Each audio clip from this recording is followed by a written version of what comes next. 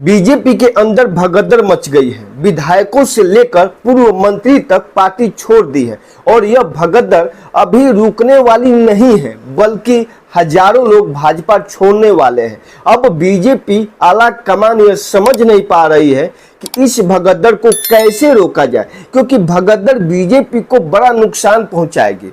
यह बात बीजेपी आला कमान को अच्छे से पता है, लेकिन सवाल यहाँ यह उठता है कि यह भगदड़ हुई क्यों, किसके इशारे पर यह भगदड़ हुई। अमित शाह और खट्टर के बीच की तनातनी पार्टी को नुकसान पहुंचाएगी।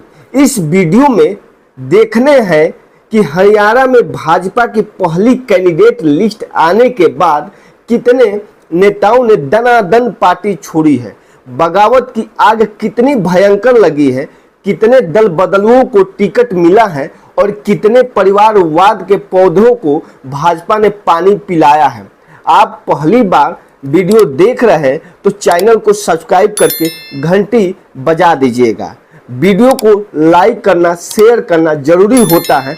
यह सब कुछ बिल्कुल फ्री है, यानी मुफ्त में आप इस चैनल को मजबूत कर रहे हैं। हरियाणा विधानसभा चुनाव को लेकर भाजपा ने उम्मीदवारों की पहली लिस्ट जैसे ही जारी की, भगदड़ मच गई।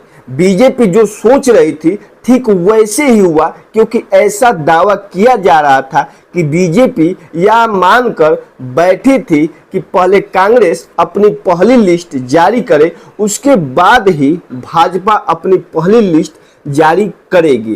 क्योंकि बीजेपी को पता था कि उसके लिस्ट जारी करते ही कहीं ना कहीं बगावती सुर देखने को मिलेगा, भगदड़ मचेगी और आखिरी समय पर जब यह फैसला लिया गया कि नहीं लिस्ट तो जारी अभी करनी है, तो ठीक वैसे ही हुआ जैसे पार्टी को लग रहा था। अब जानकार तो यह भी दावा कर रहे हैं कि यह तो बस शुरुआत है, अभी बगावत और बढ़ाने वाली है। जो लोग पार्टी छोड़कर गए हैं उनके साथ उनके समर्थकों के जाने का भी सिलसिला चल रहा है और ऐसे चलता रहेगा। पहली ही लिस्ट जारी होने के बाद जब यह हाल है तो अंदाजा लगाया जा सकता है कि दूसरी लिस्ट जब पार्टी जारी करेगी तो क्या होगा। खैर, फिलहाल इस लिस्ट की ही बात करते हैं और यह समझने की कोशिश करते हैं कि आखिर पार्टी में यह स्थिति क्यों पैदा हुई। क्या शाह की नजरअंदाज का नतीजा है, यह भगदड़ है, फिर खट्टर और शाह के बीच जो खींचतान है उसका असर पार्टी पर पड़ गया है। ऐसे कयास क्यों लगे हैं। भाजपा ने अपनी पहली लिस्ट में 67 प्रत्याशियों का नाम घोषित किया। 67 उम्मीदवारों के नाम पर मोहर लग चुकी है और लिस्ट आते ही बीजेपी में भगदड़ मच गए। मतलब शाम के वक्त में बीजेपी ने लिस्ट जारी की और रात से ही इस्तीफा की दौड़ शुरू हो गया। और इसमें कोई छुटवैया नेता नहीं है, बल्कि बड़े बड़े पदों पर बैठे नेताओं ने भी बीजेपी से अपना रिश्ता तोड़ दिया है।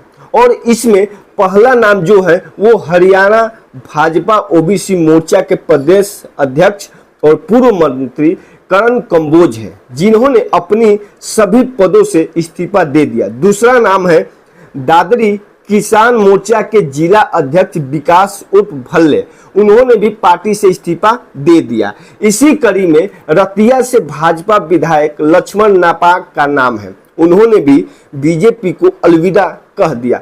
सोनीपत से भाजपा युवा प्रदेश कार्यकारी सदस्य और विधानसभा चुनाव प्रभारी अमित जैन ने भी अपनी सभी पदों के साथ पार्टी से इस्तीफा दे दिया। वहीं भाजपा नेता शमशेर गिरेन अपना इस्तीफा पार्टी अध्यक्ष को भेज दिया। हरियाणा भाजपा किसान मोर्चा के प्रदेश अध्यक्ष सुखविंदर मंडे ने भी बीजेपी से इस्तीफा दे दिया। वहीं हिसार से भाजपा नेता दर्शन गिरी महाराज ने बीजेपी से इस्तीफा दे दिया और बीजेपी के वरिष्ठ नेत्री सीमा गोविंदपुरी ने पार्टी के सभी पदों से तुरंत प्रभाव से इस्तीफा दे दिया। और यह भगदड़, जैसे कि हम बार बार कह रहे हैं, यह थमने वाली नहीं है। कहीं और दूसरे जो नेता हैं, दूसरे जो विधायक हैं, उनके भी बीजेपी से इस्तीफा देने की खबरें लगातार चल रही है। अमित शाह पहले से जानते थे कि ऐसा कुछ हो सकता है और शायद यही वजह थी कि वो दूसरे दलों के नेताओं के बीजेपी में आने का लगातार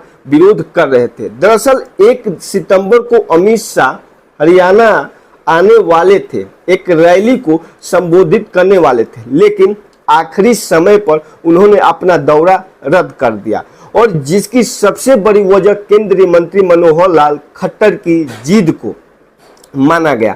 दरअसल शाह को जब यह पता चला कि जिस रैली में वो आ रहे हैं उसमें बाहरी विधायकों को बीजेपी में शामिल किया जाएगा, तो पहले तो उन्होंने इसका विरोध किया, साफ साफ कहा कि ऐसा नहीं करना चाहिए, हमें बाहरियों को अपनी पार्टी में शामिल नहीं करना चाहिए। लेकिन जब खट्टर अपनी बात पर अड़े रहे तो अमित शाह है यह दौरा रद्द कर दिया। लेकिन जो खास बात थी यह कि इस नाराज का असर हरियाणा बीजेपी पर बिल्कुल नहीं पड़ेगा, बल्कि रैली हुई और उसमें जेजेपी के नेताओं को पार्टी में शामिल भी कराया गया। जेजेपी के विधायक बीजेपी में शामिल भी हुए और उन्हें टिकट भी दिया गया। वैसे लिस्ट की अगर बात करें तो 67 सीटों में 17 टिकट ओबीसी और 13 जाट और एससी उम्मीदवारों को मिली। पहले लिस्ट में केवल 8 महिलाओं को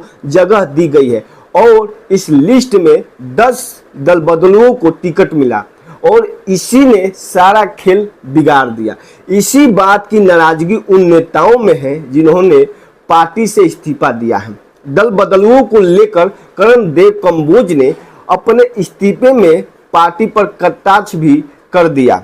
उन्होंने कहा कि भारतीय जनता पार्टी अब पंडित दीनदयाल उपाध्याय और डॉक्टर श्यामा प्रसाद मुखर्जी वाली भाजपा बिल्कुल नहीं रही। उन्होंने यह भी कहा कि अब पार्टी में नुकसान पहुंचाने वाले गद्दारों को तजुर्बा दी जा रही है, जबकि वफादार कर्ताओं को नजरअंदाज किया जा रहा है। कंबोज ने कहा कि उन्होंने और उनके परिवारों ने वर्षों तक भाजपा की सेवा की, लेकिन पार्टी ने उनके योगदानों को नजरअंदाज किया है। तो अब नेताओं की नाराजगी पार्टी को भारी पड़ने वाली है, क्योंकि इसमें से कई ऐसे चेहरे हैं जो कांग्रेस का हाथ थाम सकते हैं, क्योंकि कुछ तो ऐसे हैं जो कांग्रेस छोड़कर ही बीजेपी में शामिल हुए थे, जिसमें सबसे बड़ा चेहरा रणजीत सिंह चौटाला है।